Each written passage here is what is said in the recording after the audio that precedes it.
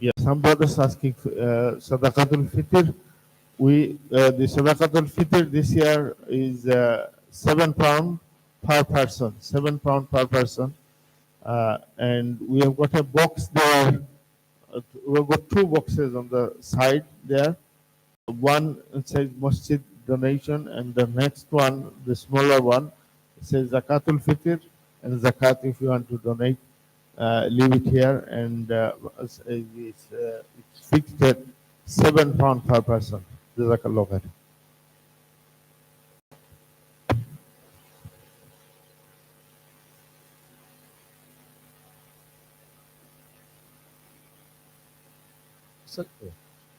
السلام عليكم ورحمة الله وبركاته.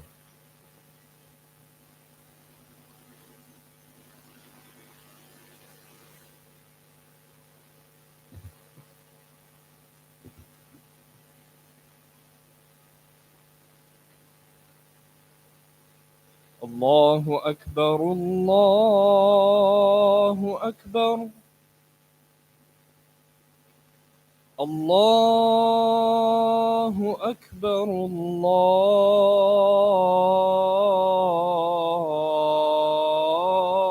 الله أكبر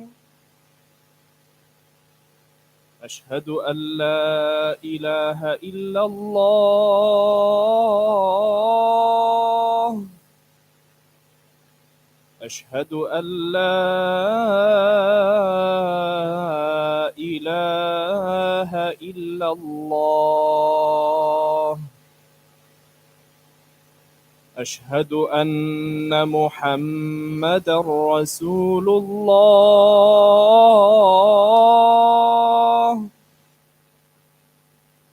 أشهد أن محمدا رسول الله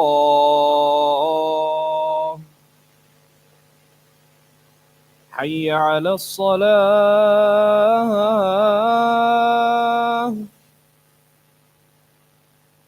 حي على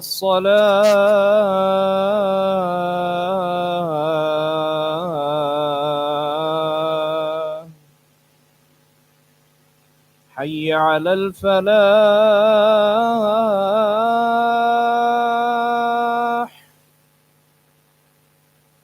حي على الفلاح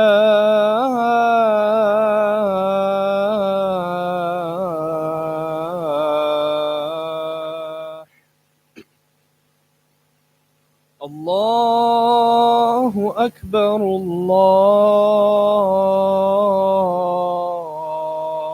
الله أكبر لا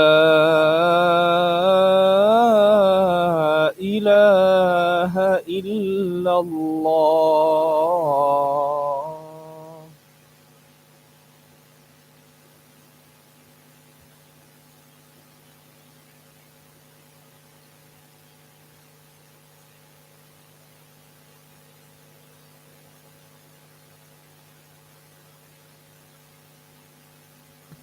إن الحمد لله نحمده ونستعينه ونستغفره ونعوذ بالله من شرور أنفسنا ومن سيئات أعمالنا فمن يهده الله فلا مضل له ومن يضلل فلا هادي له وأشهد أن لا إله إلا الله وحده لا شريك له وأشهد أن محمدا عبده ورسوله يا أيها الذين آمنوا اتقوا الله حق تقاته ولا تموتن إلا وأنتم مسلمون فإن أصدق الحديث كتاب الله سبحانه وتعالى وخير الهدي هدي محمد صلى الله عليه وسلم وشر الأمور محدثاتها وكل محدثة بدعة وكل بدعة ضلالة وكل ضلالة في النار أما بعد.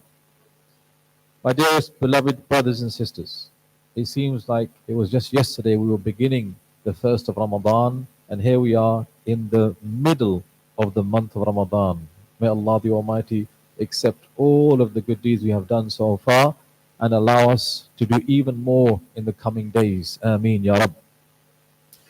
One of the unfortunate things we see as we enter this middlemost part of Ramadan is that the zeal and the passion and the energy to fast, come to the masjid and do good deeds starts to wane, starts to fall. People get into the habit of fasting. And then the struggle and the sweetness of sacrifice starts to disappear a little bit as well. And when you come to the masjid, whereas in the first night it was so difficult to find a space, you come in and you see there are many rows that are empty. And subhanAllah, this is something that we sign year in, year out. And what we're really seeing is that the presence of Allah in the heart of the community in the middle of Ramadan starts to fall. And this is actually a huge problem, because having the presence of the heart and Allah in our mind is a condition for this to be accepted by Allah. The Prophet ﷺ in an authentic hadith, he said, "Man sama Ramadan imanan wa ihtisaban ghufira lahu ma taqaddama min dhanbi." Whoever fasts Ramadan, and then he mentions two conditions, will have all his sins forgiven. What are the two conditions? Number one, he fasts imanan, out of faith, meaning when he's fasting with the intention that this is because I submit my will to Allah. This is for Allah. Wahtisaban, the second condition is that he does so with hope and expectation of getting something from Allah the Almighty. Now think about this. When you wake up for suhoor, when you woke up today for suhoor, and you began your fast, did you begin it with hope in your heart that Allah is going to give you something for fasting? Did you begin it with the presence of Allah in your heart that, you know, Allah, I'm doing this for your sake? Or was it the case that this is just another regular day and I just happen to be doing what I normally be doing at this time? It's a subtle point. And so the real question is, well, how do we elevate our fasting so that we don't fall into this trap of going through the motions and maybe not getting any benefit from it? Well, Imam al-Ghazali, rahimahullah, he spoke about fasting of being of three levels. He said it's the regular level, and then you have the superior level, and then you have the fasting of the elite. As for the regular level, he said this is when people fast by abstaining just from food, drink, and sexual gratification. This is the lowest level. But even on this low level, a person still benefits a lot. The Prophet ﷺ, he told young people, if you can afford to, get married. But if you cannot afford to get married, then fast. فَإِنَّهُ وِجَاءٌ, because that will be a shield for you. What does it mean, a shield? Think about a person who has lots of desires and he can't get married. He's not protected from falling into haram.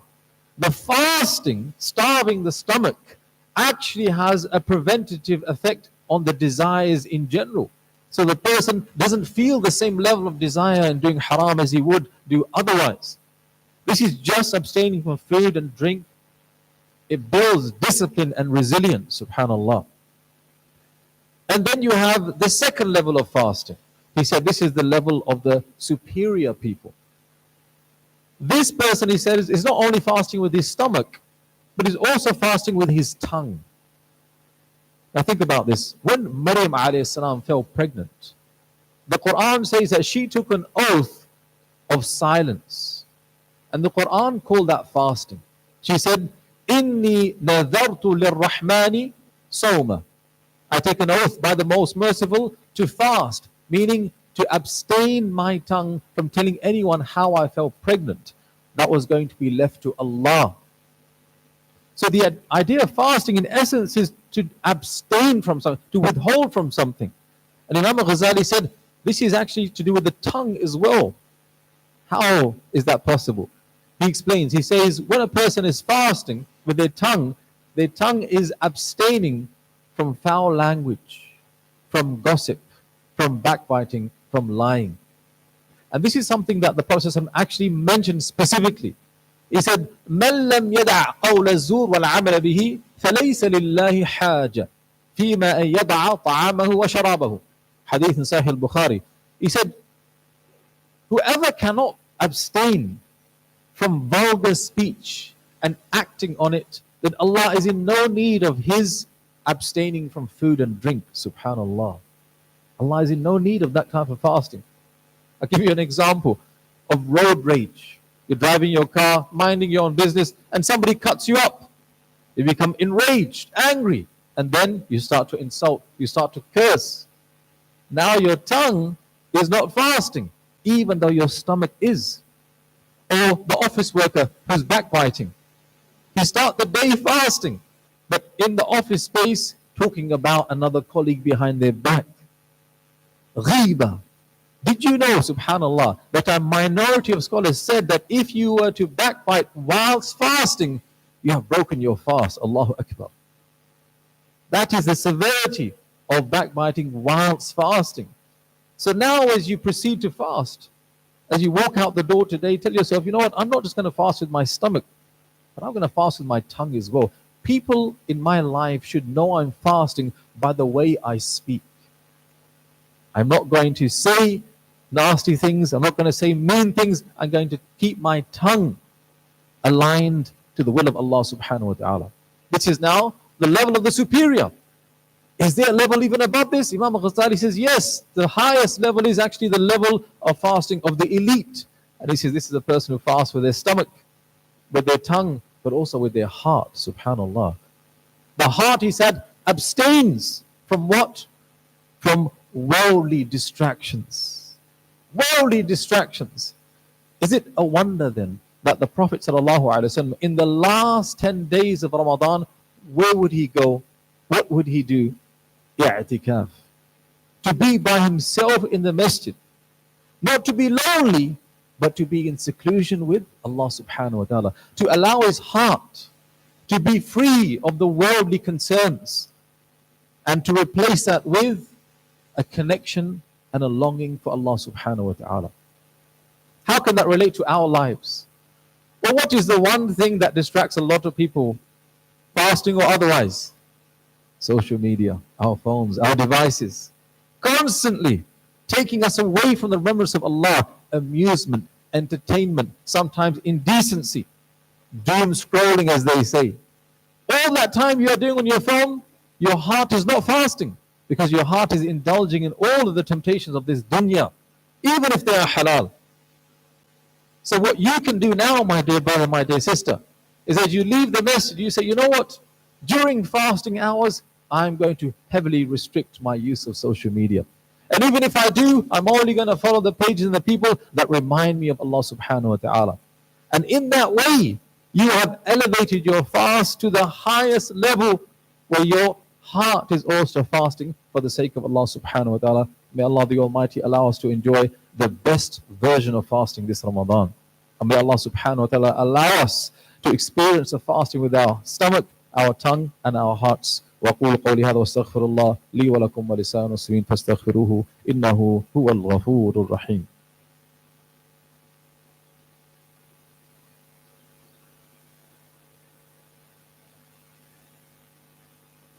بسم الله الرحمن الرحيم. الحمد لله رب العالمين والصلاة والسلام على أشرف الأنبياء المرسلين نبينا محمد وعلى آله وصحبه أجمعين. أما بعد. We've spoken about one pillar of Islam, fasting. Now let me speak to you about another pillar of Islam. The most neglected of all the pillars of Islam is zakat. To give just 2.5% of your excess wealth, your savings, your excess. This, subhanallah, may be a duty upon every single person in this masjid right now. And yet, I guarantee you, many of those people have never given zakat. You have to understand something, my dear brother, my dear sister. Abu Bakr as-Siddiq radiallahu an, during his reign as the Khalifa of the Muslim world, he went to war with other Muslim tribes because they refused to give zakat. Did you know that? That is how big a deal it is. Did you know that Allah the Almighty in Surah Tawbah, He says the people who hoard their wealth and neglect to give zakat, that wealth will be brought on the Day of Judgment. It will be heated and then poured over the forehead, the back, and the sides of those people, and they will be told, هَذَا مَا كَنَزْتُمْ.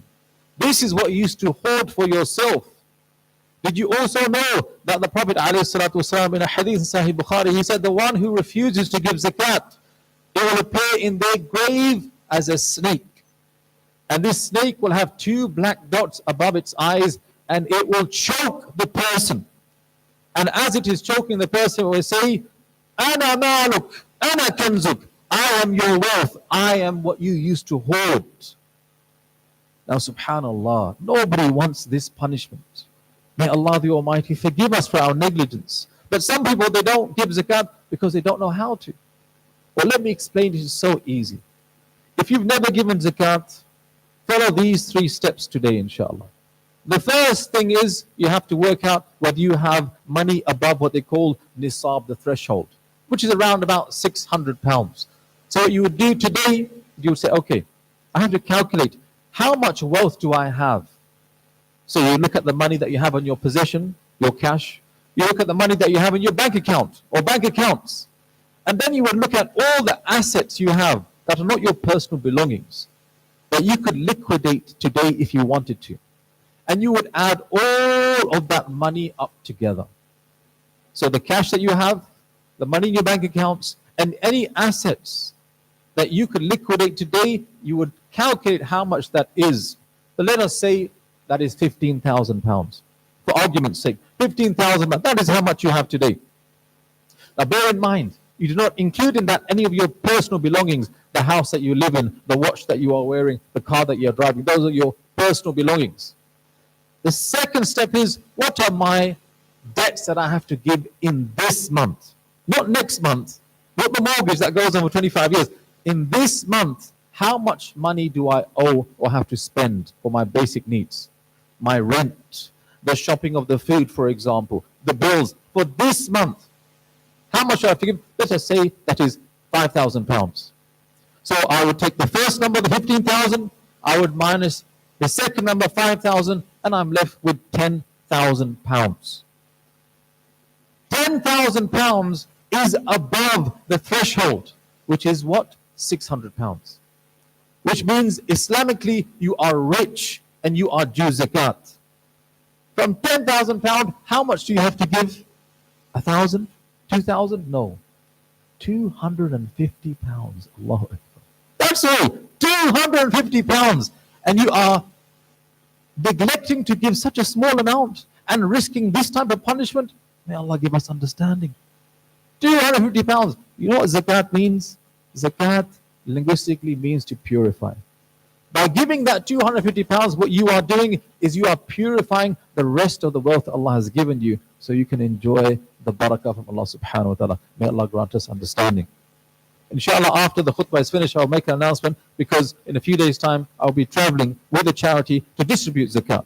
And one of the things that we want to raise awareness about is the poor people should ideally receive your zakat as money, cash. The reason why they should receive your zakat as cash is because this will help them fulfill their own needs. Every person has a different need to another.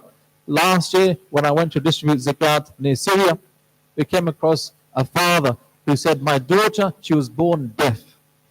Recently, we managed to get an operation so she could hear again. But you know what I'm going to do with the zakat money you gave? I'm going to go to the supermarket and I'm going to buy batteries. The reason being is because my daughter's device, it works on batteries. And every time it runs out, she turns deaf again. Subhanallah. Had we not given cash, he would not be able to suffice his daughter's needs. So wherever you give your zakat, try to give it to those people who will give it to the poor in the form of cash. If you want to give it to myself, I'll make an announcement after this. We ask Allah subhanahu wa ta'ala to purify our wealth. We ask Allah subhanahu wa ta'ala to remove the greed from our hearts. We ask Allah subhanahu wa ta'ala to not make us of those who neglect to give their zakat. Allahumma ameen. ربنا ظلمنا أنفسنا وإن لم تغفر لنا وترحمنا لنكونن من الخاسرين. ربنا لا تزغ قلوبنا بعد إذ هديتنا وهب لنا من لدنك رحمة إنك أنت الوهاب.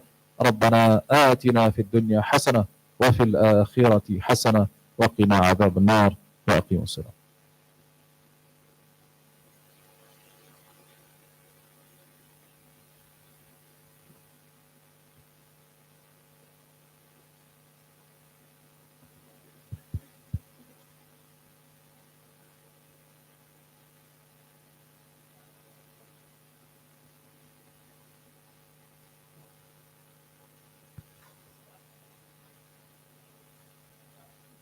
الله أكبر الله أكبر الله أكبر الله أكبر. أشهد أن لا إله إلا الله أشهد أن لا إله إلا الله. أشهد أن محمد رسول الله أشهد أن محمد رسول الله.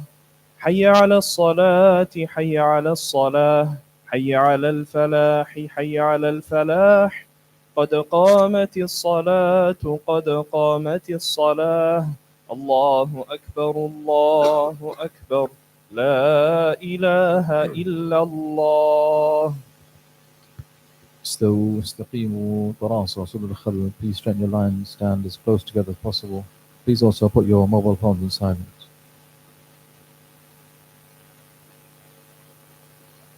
الله أكبر.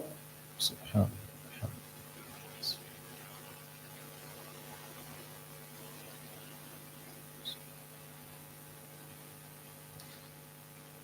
الحمد لله رب العالمين الرحمن الرحيم مالك يوم الدين إياك نعبد وإياك نستعين اهدنا الصراط المستقيم صراط الذين أنعمت عليهم غير المغضوب عليهم ولا الضالين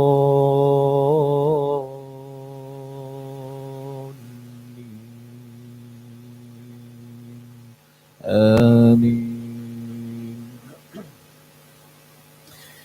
يا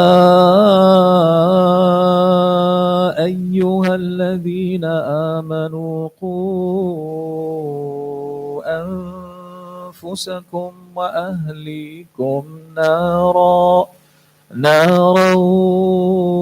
وقودها الناس والحجارة عليها ملائكة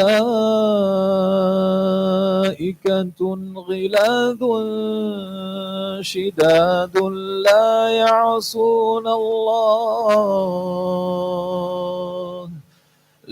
يعصون الله ما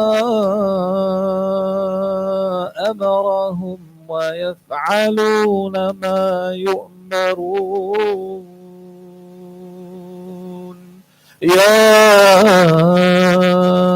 أيها الذين كفروا لا تعتذروا اليوم إنما تجزون ما كنتم تعملون.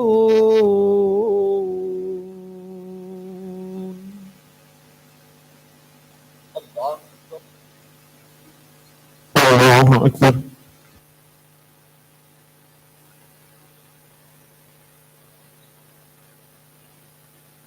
سمع الله لمن حمده. ربنا لك الحمد. الله أكبر.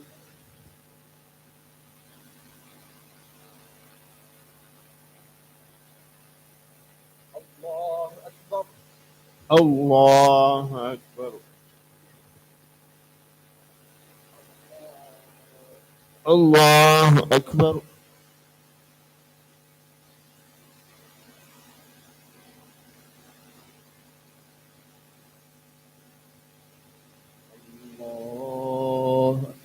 الله أكبر.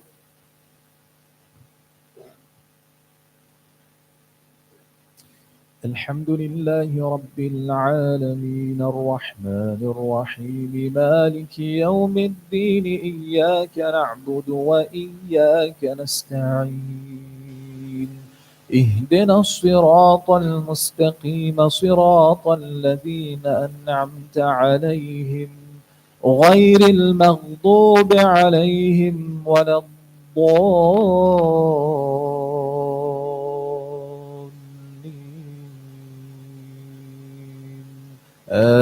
آمين. يا أيها الذين آمنوا توبوا